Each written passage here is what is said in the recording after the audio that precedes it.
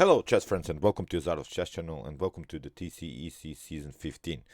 So we have now the top engines playing again in the best league in the season 15. So Stockfish and Leela C Zero are also participating, and today I wanted to show you a very nice game played by Leela C Zero against Fire. So these top engines, they're playing really something else, and Leela C Zero again, one of the top favorites to take this win in the league. Also Stockfish, one of the top favorites. So after many rounds, we have now Stockfish, who is in the lead with half of the point in front of Leela C Zero. So today I wanted to show you a game from round 2. It was a great game played in this so-called semi-Slav defense, the Czech variation. So Leela C Zero here with the white pieces. Here we have knight on f6. c6 responded here by fire. c4. d5 and now d4. So although it was a different move order, we have still the Slav defense here. Knight on f6, knight on c3, and now we come to this most complex line with d takes c4 into this so-called Czech variation of the semi-Slav defense. Now of course you have to play a4 in order to play knight on e5 and then taking the pawn on c4 and again maybe e3 and then taking after that this pawn. So here knight on a6 was played. The idea here is to play bishop on f5, then knight on b4 and creating here a dangerous threat on c2. And also if you remove this e pawn maybe to e3 or e4, black can try sort of a bishop outpost or the knight outpost here on the supported square on d3. So that's why here Leela C Zero played immediately e4, preventing this potential bishop on f5 move. So that's why here bishop on g5, bishop takes on c4, and now bishop takes on f3. Of course you cannot recapture with the queen because then the d4 pawn is hanging. So it is really one of the most annoying lines to play against this Czech variation of the Slav defense. You have to double up the pawns here, and basically black's main idea here is to break now the center with moves at c5 and or maybe e5, and really white would continue with this weakened pawn structure here on the king with this doubling up pawn situation. It's unclear where white should castle here. Although white has the bishop pair, it's still hard to bring the king into security because queenside castle, of course, it's not possible here because you have already weakened your kingside with the move a4. So that's why here e6 was played. Now castling kingside still by Leela, very brave idea because after bishop on e7, black is also preparing to castle, bringing the king into security. And now Leela finds a very interesting idea: bishop on a6. I think it's a very good move. It also creates weaknesses here on the queen side. So black and white will continue the game with its doubling up pawn situation, and here at least Leela managed to counterplay a little bit, still with the possibility to fix the position in the center with bishop on e3. So after bishop on e3, we have rook on b8, of course attacking this pawn on b2, queen on c2, connecting the rooks, and now Leela has finished the development completely here. So castling played by fire, and now knight on e2. This is also a very nice positional move by Leela, of course with the preparation maybe to play knight on f4, knight on d3, and then fixing the knight on this very weak square on c5. And here of course fire search for some counterplay with moves as queen on a5. Of course now fire's idea is here maybe to doubling up the rooks and create an attack on this weak b2 pawn. So here rook on c1 was played. We want to really create sort of a battery here and play against weak c6 pawn, so that's why rook on c8 was played. Now rook on d1. Bishop on bishop on f8, also a very strong positional move in a potential trade of the rooks or queens on the 8th rank. We want of course to have our king secured, not have this checkmate threat on the 8th rank. So that's why here also bishop on f8, very strong move, maybe with the ideas bishop g6 and then bishop on g7 to do sort of a reposition of the bishop. So here bishop on f4 by Leela. Now of course rook on b7, because the rook was attacked, and now rook on d3. Again, very strong rook lift, because now we will create sort of a battery really here, maybe on the c file, and attack this weak c6 pawn. Bishop on b4. This is now Fire's counterplay. Fire sensed here that this rook on c3 would be a dangerous move, so that's why here queen on d1 was played by Leela, and now queen on b6. We have rook on c4. Now there are threats like rook on b3, creating an attack on this bishop, with maybe some pinning ideas with bishop on d2.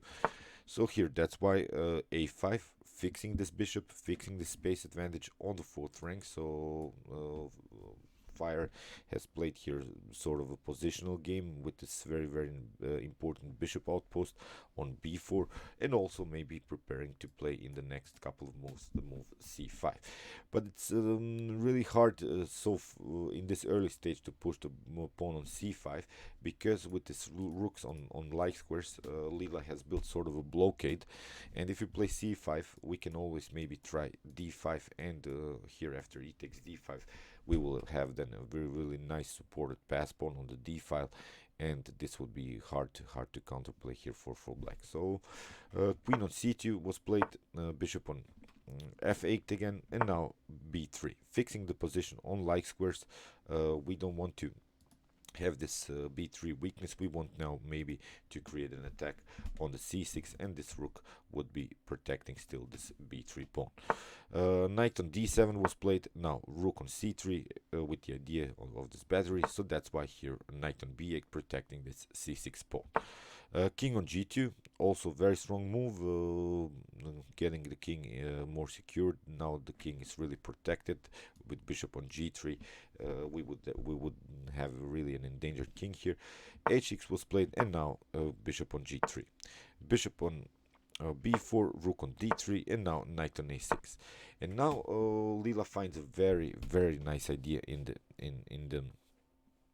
middle game. Of course, black cannot recapture with the c pawn, because this rook on c8 was hanging. But now bishop on c5 was played by Fire, and of course it's the idea to create here this fork on with the knight on b4, and then grabbing the rook.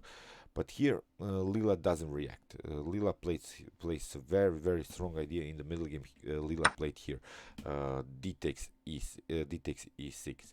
So now knight on b4, rook takes on b4, and now queen takes on b4. But now we can take another pawn. Here e takes f7, and here rook takes on f7 was played. So let's now evaluate the position a little bit. We have now the 3-on-2 situation here on the queen side, and it's perfectly fine. But these 3 pawns are really not dangerous, because these 2 pawns on b3 and a4 can always battle with these 3 pawns. Basically, black has only 1 pawn here on the a file, and what Leela managed to do here, Leela has now a 4-on-2 situation on the king side. Although Leela is down the exchange, but still we have a great mobility with these pawns, with f4, e5, maybe in some potentials, f5, grabbing some space here really on the king side. So I really like here white's position, although down the exchange, and still we have the possibilities, of course, to play rook on c3 again, playing on c6, on the c6 weakness. So great tactical play here by Leela. Knight on f4, of course, we want to bring the knight on a more active square. Now we have the target here, maybe to bring the knight on e6. We have bishop on b6, and now knight on e6. Queen on e7 was played, and now queen on c4. Here the threat is if you try something like king on h8 in order to get out with your king out of this very annoying diagonal. Well, then you can play here as white. You can play rook on d6, and this would be a really fixed position. All of these pieces would be on the most active squares. Still we have this pawn majority on the king side. Black's pieces are really paralyzed, because you cannot bring the rook on this file, you cannot bring the bishop on the file. The c6 is hanging. If you push the c5, you're blocking out your own bishop. So very nice play here by Leela. So that's why here instead of king on h8 or other ideas. Here fire goes for the trade of queens. And okay, here rook on d6 was played anyway by Leela, again with the preparation to create the space advantage on the 6th rank. Here queen takes on c4 was played, and b takes c4. Okay, fire, the chess engine fire has now simplified the position without the queens on the board. But again, I'm pointing out now we have again sort of a 3-on-2, but it's really a 2-on-2 situation on the queen side. All of the pawns are on like squares, so they cannot be attacked by the dark square bishop. Still, we have a very nice activity with our pieces, and again we're searching just for the pawn breakthroughs on the king side as white. So c5, we have now of course f4, grabbing some space. Here g6, and now king on f3. Leela goes on the attack with the king. Of course, this king can go in the center because you cannot create here immediate checkmate threats by these two rooks and the bishops. So that's why this king move towards the center, it's perfectly fine, because we are also now in an endgame. Rook on e8, king on g4, attacking black with the king. Very nice. Now h5, and of course simply king on g5, of course attacking this g6. Very active play, because Leela used the king here as a piece, not something that you have to defend. I really love this game here by Leela. King on h7 was played, and now of course f5. Going forward with the pawns here after g takes f5, we have king takes on h5. So you see, you cannot take the problems. You cannot take f takes e4 because knight on g5 is the continuation. Then we of course take the rook, and we have now completely winning endgame here with this pass pawn. This pawn on f2 is really protected, so this would be really completely winning endgame here for white, because black will need many moves in order to bring the bishop in the game. Still, this bishop is too blocked out. All of these pawns here on dark squares, this a5, c5, and a6 would be then really a target of white attack. So that's why this would be this wouldn't be a good continuation here for black. So that's why here after king on h5, king on g8 was played, getting out of this potential fork. Here knight on g5 anyway, attacking the rook. Here we have f4 by black, and now of course knight takes on f7. We have king takes on f7. If you try something like here to take the bishop, of course we have first a check, and then maybe after this one we can simply take with the pawn. Here f takes g3, and we would then have a two connected pass pawn situation, which are basically unstoppable in this stage of the game, because you can take maybe this pawn, but the mobility of these two pawns on the g and h file, they are really hard to handle here for black. So that's why here after knight takes on f7, king takes on f7, now bishop on f4, and again I'm pointing out white has a completely winning endgame. Of course you can take this pawn, but now bishop on g5, rook takes on c4, but now we can simply push this pawn forward. f4, rook on d4, rook on f6 was played by Leela, king on e8, and now pushing this other pawn, of course with the preparation king on g6, and then really liberate this open file for the pawn. c4, we have f4, king on d7, preventing ideas like rook on c6. So that's why first rook on f7 with a check, rook on king on c6, and now rook on e7. Bishop on c5 attacking the rook, and now rook on e8. We want to bring the rook, of course, behind this pawn. We want to always have the possibility to catch this pawn. So that's why here again king on b7, preventing this rook on c8 idea. We have rook on e5 attacking the bishop, bishop on d6, and now rook on e3, preventing now the idea to push this pawn forward, because black has also a pass pawn which you have to be worried about. So that's why rook on e3, perfect idea. Bishop on b4, again with the preparation to play c3, but now f6, and here white is a little bit faster with the attack. That's why here c3 we have rook on e2, and you cannot now support anymore a potential c2. That's the problem, because you cannot play rook on d2 because this square is covered by the bishop, and basically it's game over here for black. But black tried to counterplay here with rook on d1, and now king on g6, of course, with the support to bring this pawn much further and try to promote. That's why rook on b1. Now we have, of course, f7, rook on b2.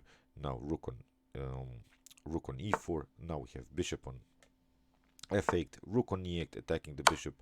Now king on rook on b6 with the check, but now we can simply escape. King on h7, bishop on d6, promotion, and now it's a completely winning endgame here because we can always support this c1 with the rook and the bishop, and you cannot promote anymore from black's perspective. Still we have the pass pawn here on the h file, and let's see, black tried a little bit to play further, but it's a completely lost position here for black. c2 was played. Now rook on f1, we have rook on c6, and now rook on c1, and here king on b6, king on g7, rook on c7, king on g6, rook on c8, and now simply pushing forward, rook on g8, king on f5, rook on h8, and in this position black resigned, because we can simply go on with the pawn, supported with this king and the bishop. We can, of course, promote this pawn to queen.